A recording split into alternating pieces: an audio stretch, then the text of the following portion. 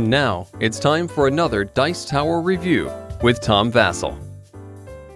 Howdy folks, today we're taking a look at Crazy Karts. This is from Portal Games, and Crazy Karts is another entry into, basically I call it Mario Kart as a board game. But in this one, you're two drivers. So one person is driving and the other person sitting in the back shooting the cannon and running the engine and things like that. And so you have to communicate with your teammate telepathically, because you really can't communicate with them, and hope that you drive your kart to the finish line first and win the race. Here's how it plays.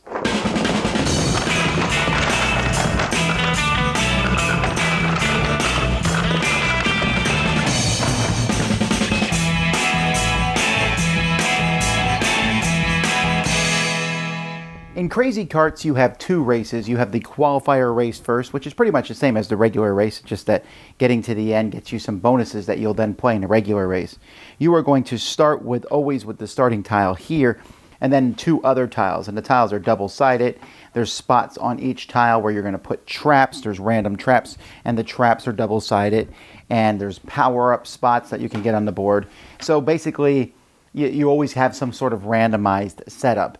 You can imagine that there's walls here. Your goal is to drive off the end. Each player has a kart, and these karts are going to start on the different spots here. Now, I say each player, but that's actually each team of players, because players are going to be driving a kart together. So two players will be driving the same kart. Each player is given a separate board. You'll notice these boards are very different, and they're numbered, so you can see there's 1, 2, 3, 4, 5, 6, 7, 8, 9, 10. And players are also each going to get a handful of cards. These cards are essentially power cards that are going to be 1s and 2s, and there's also a 3. And at the beginning of each round, players are going to be secretly behind their shield, and the shields show which driver you are. So you can be the elves or the mummies or the goblins or the dwarves, and you're going to place these cards on top of the different spots here. So you're placing the cards, so maybe I'm going to put 1 on top of break, and I can do different things on the different cards.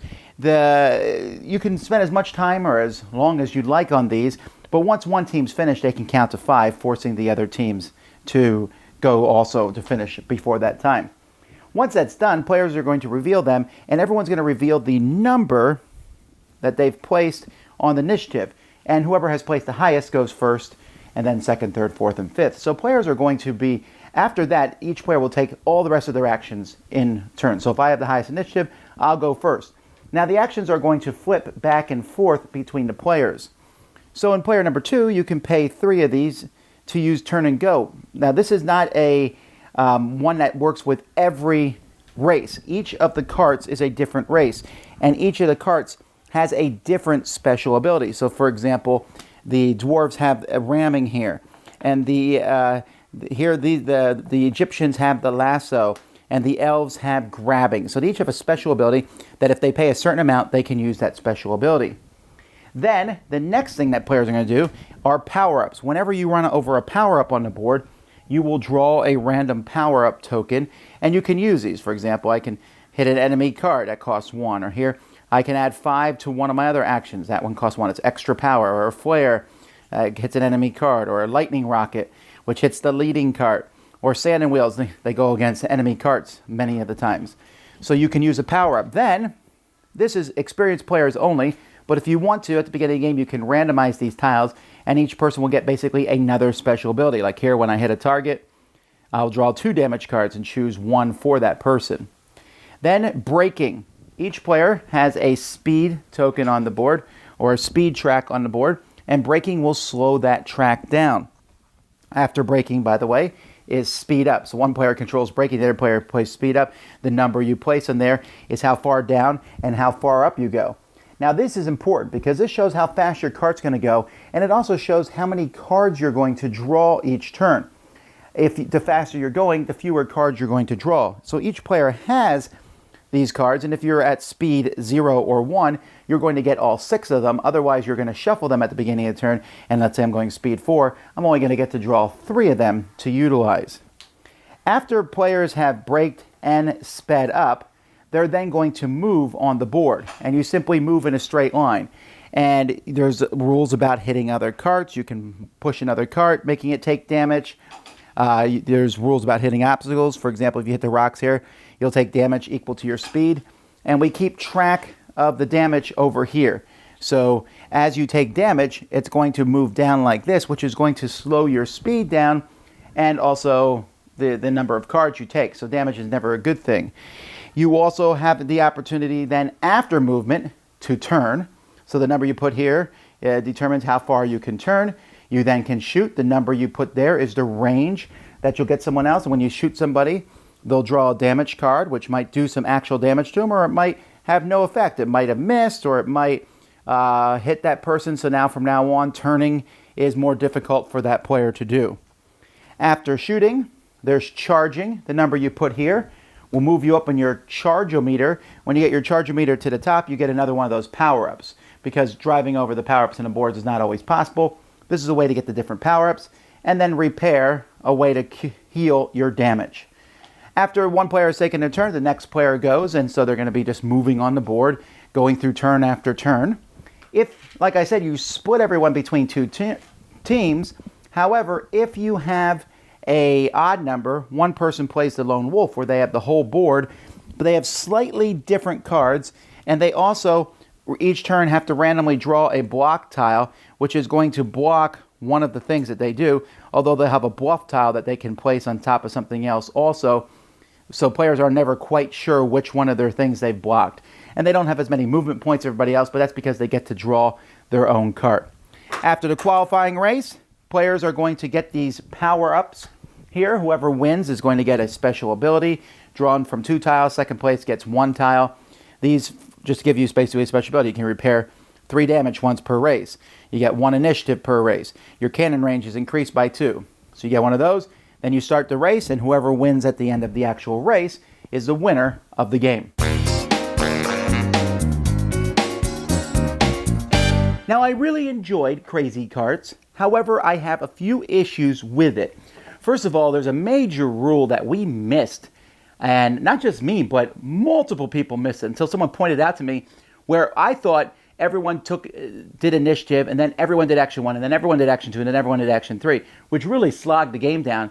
And then someone pointed the rule out to me, but because the rule is like in a certain colored spot with white printing, it's just very easy to miss for whatever reason. And I know this because lots of people missed it. Fortunately, I played with that. I probably would have given the game a negative review had I not caught that rule. So that was good. I also think that 8 players, which is the maximum 4 carts, is too many for this game. It just kind of slogs the game down. It works best with 6. Even 5 is interesting because there's 2 carts and then the third person being the lone wolf. And I thought the lone wolf was kind of an odd idea, but it does work well in this game, and I haven't seen that they have any advantage that the other players don't. I like the art of the game. I like the components. I like the randomness of how the game is set up. I really enjoy the 2-player thing, but you have to go into this realizing that it's chaotic. The 2-player thing is going to frustrate some people, right? It's like, oh, I can't believe you braked when I sped up. We just canceled each other out. Or you turned, or you didn't turn. And when you turn, you can only turn 1, but you have to play cards equal to the speed. And the person turning might not have realized that the other person sped up. So I speed up to 5, and now you've only put 3 there to turn. Now you're going to hit a wall, or you're going to hit another card, or what have you. And so there's that whole, oh man, and it's it's like a programming game to some degree, but you're only programming half of it. So some people are going to highly dislike the just total chaos of the game, the total people messing up, and the frustration with your partner. And I can understand that. I don't mind that as much because I take the game as it is, very light. Another caveat I have with the game is that there's that whole qualifying and then the race. Just race. There's no reason to do both. Well, I don't see any reason to do the qualifying and then the other one. And then also, advanced or not, just play advanced. Take these special tiles, give one to each person randomly, and then just do one race. And that's the perfect length for the game. The whole qualifier and the other one, So it sounds like I'm saying a lot of negative things, and I kind of am. I think this game would have been great otherwise. There's a lot of Mario Kart type games out there. This is not the best of the lot. However, it is a hilarious team game, and it leads to some really funny moments. And for that reason, it brings it up into my approved level, because I don't mind doing that. It's not something I want to do all the time, but hey, let's get together and let's see what happens with the carts this time. And like I said, if you just play one race, it's that perfect length. The gameplay itself is pretty smooth. It takes a while. At first, you're like, okay, round 1, 2, 3. But once you figure it out, it's like, okay, we're going here, we're speeding up, we're slowing down, we're turning, we're shooting, we heal. Okay, next person's turn. And you'll find that the gameplay starts moving a whole lot faster. So, with the caveat that you should play a maximum of 6 players, that you should only win one race, not the qualifier and the race, and you should play pretty much the advanced game, just throw everything in. I think that this can be a very enjoyable experience. Probably not one you want to play every gaming meetup, but sometimes you want to play it just because of the hilarious stories that it brings. That's Crazy Karts. Dice Tower Judgment approved! Thanks so much for watching the Dice Tower videos. Find more great videos and reviews, as well as our top-rated audio podcast at Dicetower.com. You can also find other great shows at Dicetowernetwork.com. I'm Eric Summerer, and you've been watching The Dice Tower. The Dice Tower is sponsored by Cool Stuff Inc., where you can find great games for great prices. Cool stuff in stock. Check them out at CoolStuffInc.com. Shut the door!